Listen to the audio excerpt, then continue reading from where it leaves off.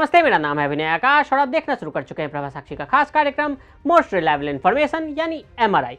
भारत में जहां नए राष्ट्रपति का चुनाव, वोटों की गिनती और फिर नए महामहिम का शपथ ग्रहण समारोह चल रहा था, मीडिया भी इन तमाम खबरों से अटा पड़ा था। लेकिन भारत के पड़ोसी मुल्क श्रीलंका में राजपक्षे के फरार होने के बाद डूबती लंका को भी राष्ट्रपति की तलाश थी। कई जगह मीम्स भी शेयर किए जा रहे थे कि यशवंत सिन्हा भारत में तो जीतने से रहे, इसलिए उन्हें श्रीलंका का राष्ट्रपति बना दिया जाए।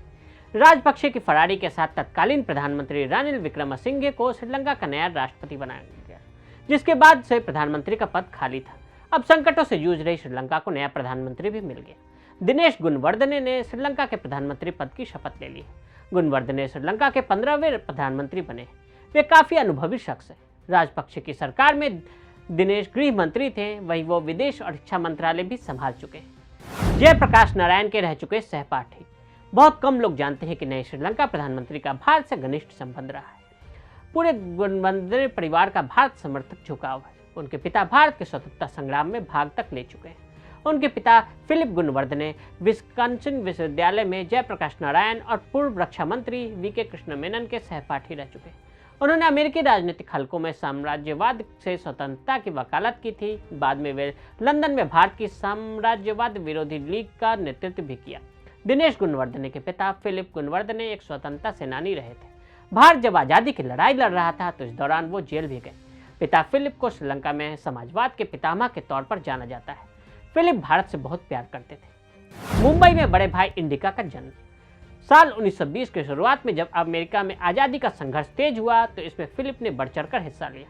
उन्होंने भारत की आज़ादी के लिए आवाज़ भी उठाई। बाद में साम्राज्यवाद के विरोध में लंदन में संघर्ष किया।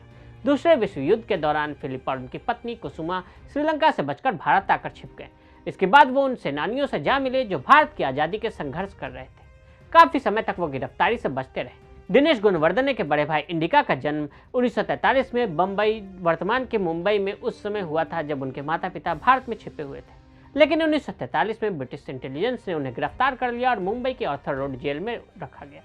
एक साल बाद उन्हें श्रीलंका प्रत्यार्पित कर दिया गया। फिर जब युद्ध खत्म हो गया तो उन्हें रिहा करने का फैसला किया गया।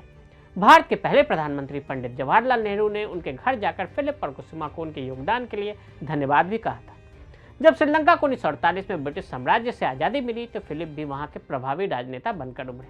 उनके 4 बच्चे हैं और चारों ने बहुत ही प्रभावशाली पदों को संभाला है। उनके बेटे देश के कैबिनेट मंत्री भी बने रहे। नीदरलैंड से लौटकर संभाली पार्टी की कमान। 2 मार्च 1949 को जन्मे दिनेश गुणवर्धने ने संसद सदस्य, कैबिनेट मंत्री के रूप में काम किया है। वर्तमान में वो महाजन इकत पेरामुना के नेता हैं। शुरुआती शिक्षा रॉयल प्राइमरी स्कूल से हुई। MEP 1956 में सत्तारूढ़ गठबंधन का हिस्सा बना। उच्च शिक्षा पूरी कर 1989 में नीदरलैंड से लौटने के बाद दिनेश गुणवर्धने ने अपने पिता फिलिप गुणवर्धने की जगह पार्टी का नेतृत्व किया। गुणवर्धने ने 1983 में कोलंबो के उपनगर महारागा में जीत हासिल कर संसद में प्रवेश किया और 1994 तक एक प्रमुख विपक्षी नेता की भूमिका निभाई। वर्ष 2000 में गुणवर्धने पहली बार मंत्रिमंडल का हिस्सा बने। 2015 तक मंत्रिमंडल में वो वरिष्ठ पदों पर बने रहे। सामने है क्या चुनौतियां।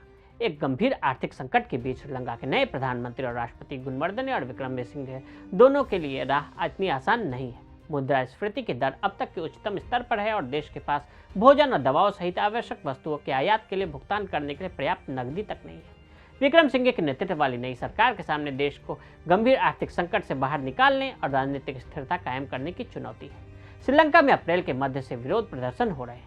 प्रदर्शनकारी आर्थिक संकट को लेकर अपने नेताओं के इस्तीफे की मांग कर रहे हैं। तो आज हमने आपको श्रीलंका के नए प्रधानमंत्री के भारत कनेक्शन के बारे में बताया। आज के लिए दी इजाजत। ऐसे रिपोर्ट्स को देखने के लिए प्रभा साक्षी के साथ लगातार बने रहें। वीडियो को देखने के लिए फेसबुक और ट्विटर पर हमें फॉलो करें। यूट्यूब पर प्रभा साक्षी को सब्सक्राइब करें।